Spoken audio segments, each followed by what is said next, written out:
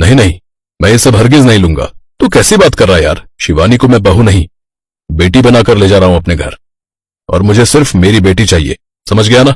अरे पर शादी ब्याह में ये सब तो चलता है ना यार, और वैसे भी ये सब मैं तुझे नहीं अपनी बेटी को दे रहा हूं, समझा?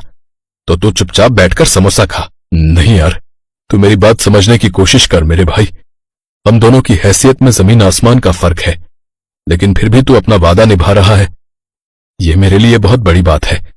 अब अगर मैं तुझसे दहेज लूंगा तो खुद से नजरें नहीं मिला पाऊंगा, और फिर दुनिया तो यही कहेगी ना कि अमीर दोस्त का फायदा उठाया मैंने। नहीं नहीं, ये मुझसे नहीं हो पाएगा। इतना कहकर शिवशंकर की आंखों में आंसू आ गए, और ये देखकर उसके बचपन के दोस्त रवि किशन ने आगे बढ़कर उसे गले से लगा लिया और कहा, अरे बस कर पगले, तेरी यही खुददारी तो है जिसे देखकर मैंने बचपन में ही अपनी शिवानी का रिश्ता तेरे सूरज से तय कर दिया था। मैं जानता हूं कि सूरज तेरी ही परछाई है, और लाखों में एक है वो। मुझे पूरा भरोसा है कि तेरे घर में मेरी बच्ची को भरपूर प्यार मिलेगा, और बस यही तो चाहिए उसे। क्यों, मैंने सही कहा ना शिवानी? अपने पिता की बात पर शिवानी ने मुस्कुराकर गर्दन हिला दी। असल में सूरज और शिवानी का रिश्ता उनके बचपन में ही तय कर दिया गया था। रवि किशन और शिवशंकर बचपन के दोस्त थे। बीतते वक्त के साथ रवि किशन ने शहर आकर खूब तरक्की कर ली, लेकिन शिवशंकर खेतीबाड़ी संभालते हुए उसकी बराबरी न कर सका। लेकिन इस बात का उनकी दोस्ती पर कोई फर्क नहीं पड़ा, और न ही शिवानी और सूरज के रिश्ते पर, क्योंकि कहीं न कहीं उनके भी दिल बचपन से ही जुड़ चुके थे। Hello Shivani, I did it, मेरा वीजा अप्रूव हो गया। अरे वाह, कॉन्ग्रेचुलेशंस। मानते हो ना मैं लकी हूँ आपके लिए। अरे ये तो मैंने बचपन में ही मान लिया था, बट एक प्रॉब्लम है यार। अब क्या? मुझे शुरुआत में अकेले ही दुबई जाना होगा, बस 2-3 सालों की बात है। अच्छा, वैसे कब जाना है आपको? बस हमारी शादी के 2 हफ्तों के बाद। तुम मैनेज कर लोगी ना? मुश्किल तो होगा, पर आई विल मैनेज। आप बस जल्दी से अपना सपना पूरा करके आ जाना मेरे पास। अरे मैं आऊंगा, और फिर तुम्हें भी ले जाऊंगा अपने साथ, हमेशा हमेशा के लिए। अच्छा जी, सिर्फ मुझे? नहीं नहीं, हम पूरी फैमिली के साथ दुबई शिफ्ट हो जाएंगे, सब एक साथ रहेंगे वहाँ। ओ मैडम, इतना आसान नहीं है। आसान नहीं है तो हम आसान बना लेंगे, आप अभी ज्यादा मत सोचो। सूरज शिवानी को वो हर खुशी देना चाहता था जो उसे उसके मायके में मिलती आई थी, और इसके लिए उसे कम वक्त में ज्यादा पैसा कमाना था। इसीलिए शादी के बस 2 हफ्तों के बाद अपनी नई नवेली दुल्हन को छोड़कर वो दुबई जा रहा था। इधर शिवानी उदास तो थी, लेकिन उसे लगता था कि दुबई जाकर अच्छी जॉब करना सूरज का सपना है। इसीलिए उसने हंसते चेहरे के साथ सूरज को विदा किया, और फिर, माँ जी मुझे कपड़े धोने थे, वॉशिंग मशीन कहाँ है? वहीं जहाँ से तुम्हारे पापा ने नहीं खरीदी तुम्हारे लिए। जी मैं कुछ समझी नहीं। हाँ हाँ, तुम कहाँ कुछ समझोगी, समझदारी का पूरा ठेका तो मेरे परिवार ने ही ले रखा है ना। यहाँ कोई मशीन वशीन नहीं है, हम सब हाथों से ही धोते हैं कपड़े। अब जी ठीक है। सूरज के पिता ने शिवानी के परिवार से किसी भी तरह का दहेज लेने से साफ इनकार कर दिया था, और इसी शर्त के साथ शिवानी और सूरज की शादी हुई थी। लेकिन इस बात से सूरज की माँ पार्वती बहुत नाराज थी। शादी के वक्त वो लाख कोशिश करके भी अपने पति का इरादा नहीं बदल सकी, लेकिन अब वो अपनी सारी भड़ास शिवानी पर उतार रही थी। बहू, एक बात सुनो, ये इतने महंगे कपड़े पहनकर घूमने की जरूरत नहीं है यहाँ। अब तुम अपने बाप की हवेली में नहीं हो, ससुराल में हो, तो यहीं के रंग ढंग में रहो। तुम्हारे ये महंगे कपड़े देख देख कर मेरी बेटी का जी ललचाता है। अरे माँ जी, अगर ऐसी बात है तो मैं पापा से बोलकर सीमा के लिए भी ऐसे कपड़े मंगवा देती हूँ, अब कोई दिक्कत नहीं है। अगर दिक्कत नहीं थी तो पहले ही लेकर आने चाहिए थे ना। रहने तो अब कोई जरूरत नहीं है। माँ जी, पापा ने तो सब कुछ सोच कर रखा था, पर यहीं से मना किया गया था, इसीलिए। हाँ, और इसीलिए तुम्हारे अमीर खानदान को मौका मिल गया अपना असली रंग दिखाने का।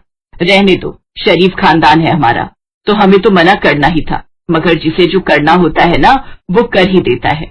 इतना कहकर पार्वती तो वहां से चली गई, लेकिन शिवानी वहीं खड़ी सोचती रह गई कि इस सब में उसकी क्या गलती है, और अब वो आगे ये सब कैसे संभालेगी।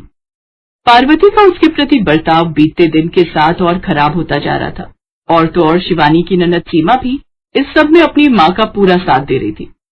दोनों माँ बेटी ने घर का हर काम शिवानी पर ही डाल दिया था, और शिवानी किसी से बिना कुछ कहे सब कुछ सहती जा रही थी। उसके ससुर शिवशंकर इस सब का विरोध करना चाहते थे, लेकिन शायद ये शिवानी की खराब किस्मत ही थी कि उसकी शादी के बाद से ही शिवशंकर की तबीयत इतनी बिगड़ गई कि अब उनका बचना मुश्किल ही लग रहा था। पापा जी, आप मेरी बात मान लीजिए ना, मैं पापा से बोलकर आपका इलाज अच्छे हॉस्पिटल में करवा सकती हूँ। नहीं नहीं बेटा, तुम्हारे पापा का सामना करने की अब मुझ में हिम्मत नहीं है। कितने भरोसे के साथ उसने तुम्हें मेरे घर भेजा था, लेकिन यहाँ क्या हो रहा है मैं सब समझ रहा हूँ। और उससे भी शर्मनाक बात यह है कि मैं ये सब रोक भी नहीं पा रहा हूँ। बेटा, अब और जीने की इच्छा ही नहीं है मेरी, तो भला कोई डॉक्टर क्या ही कर लेगा। हो सके तो मुझे माफ कर देना बेटा, मेरा ये घर तुम्हारे लायक नहीं है। तुम चाहो तो अपने पापा से बात करके तुम वापस नहीं पापा जी, अब मेरा घर वो नहीं है, ये है, और यही मेरा परिवार भी है। और मेरे पापा ने हमेशा मुझे यही सिखाया है कि चाहे जो हो जाए अपने परिवार का साथ कभी नहीं छोड़ना। शिवानी की बात सुनकर शिवशंकर ने मुस्कुराते हुए उसके सिर पर हाथ फेरा, और बस यही वो पल था जब शिवशंकर ने अपनी आखिरी सांस ली और शिवानी के लिए मुसीबतें बढ़ने वाली। खा गई ये करम जली, खा गई मेरे पति को। बता तूने कैसे मेरे पति को, बता, वरना आज मैं तुझे जान से मार डालूंगी। नहीं माँ जी, मैंने कुछ नहीं किया है, ये गलत है। झूठ मत बोलो तुम। मैंने देखा था, पता नहीं पापा को क्या खिलाया तुमने जिसे खाते ही पापा। अरे तो भैया को, अब वही तुम्हारा हिसाब करेंगे। सूरज के आने का इंतजार शिवानी को भी था, क्योंकि वही उसकी आखिरी उम्मीद था। लेकिन शिवानी ये नहीं जानती थी कि दुबई से वापस लौटने वाला शख्स तो कोई और ही था। सूरज, अच्छा हुआ जो आप आ गए। आप मुझे ले चलिए अपने साथ। अब मैं इस नरक में और नहीं रह सकती। देखिए ना माँ जी और सीमा मुझ पर कितना गलत इल्जाम लगा रही है। आज तक मैं चुप रही, लेकिन अब नहीं रहूंगी। शादी के बाद से इन दोनों ने कभी मुझसे सीधे मुंह बात नहीं की, और तो और मुझ पर घर का सारा काम ऐसे ला दिया जैसे मैं इस घर की बहू नहीं बल्कि नौकरानी हूँ। बस करो तुम, और कितना झूठ बोलोगी। माँ और सीमा ने मुझे पहले ही सब कुछ बता दिया था कि कैसे तुम यहाँ अपने अमीर बाप की धौंस दिखाकर सारा दिन बस बिस्तर तोड़ती रही। मेरी गलती थी, तुम्हें नादान समझकर कभी कुछ नहीं कहा। लेकिन अब जो तुमने किया है ना, उसके बाद ना तो इस घर में तुम्हारे लिए कोई जगह है और न ही मेरी जिंदगी में। इस एक पल में शिवानी के लिए सब कुछ खत्म हो गया। जिस ससुराल को वो अपना सब कुछ मानकर इतने दिनों से निभाने की कोशिश कर रही थी, वहीं से उसे अब बाहर का रास्ता दिखा दिया गया था। और ऐसा करने वाला उसका पति ही था, जो अपनी माँ और बहन की बातों में आकर उससे रिश्ता तोड़ चुका था। यहाँ मेरा कोई नहीं है, ये मुझे बहुत पहले ही समझ जाना चाहिए था, लेकिन कोई बात नहीं। आज ये बात समझाने के लिए आपका बहुत बहुत शुक्रिया। इतना कहकर शिवानी अपना सामान लेकर निकल पड़ी और हमेशा के लिए अपने मायके वापस आ गई। सूरज और उसके परिवार से अब उसका कोई रिश्ता नहीं था, लेकिन कुछ था जो अभी होना बाकी था। 5 साल बाद। आप अब किससे मिलना है आपको? शिवानी, मुझे माफ कर दो। मैं जानता हूँ मैंने बहुत देर कर दी, लेकिन मैं अब लौट आया हूँ। अब जाकर मुझे समझ में आया कि असल में गलत तुम नहीं, बल्कि मेरी माँ और मेरी बहन थी, जिन्होंने हमारे घर को बर्बाद कर दिया। वो मुझे तुम्हारे खिलाफ भड़काती रही, लेकिन तुमने भी तो कभी कुछ नहीं कहा। वो तो अच्छा हुआ कि पापा की लिखी एक पुरानी चिट्ठी मुझे घर में पड़ी मिल गई, जिसमें उन्होंने माँ और सीमा की सारी सच्चाई लिख दी थी। पर पता नहीं वो चिट्ठी उन्होंने मुझे भेजी क्यों नहीं। खैर, वो सब छोड़ो, मैं तुम्हें लेने आया हूँ शिवानी, चलो मेरे साथ। कहाँ? उस घर में जो कभी मेरा हो ही नहीं सका। माफ कीजिए मिस्टर सूरज, अब पराई घर में पराई लोगों के साथ रहने का ना तो मुझे कोई शौक है और ना ही जरूरत। अब मैं खुद के लिए काफी हूँ।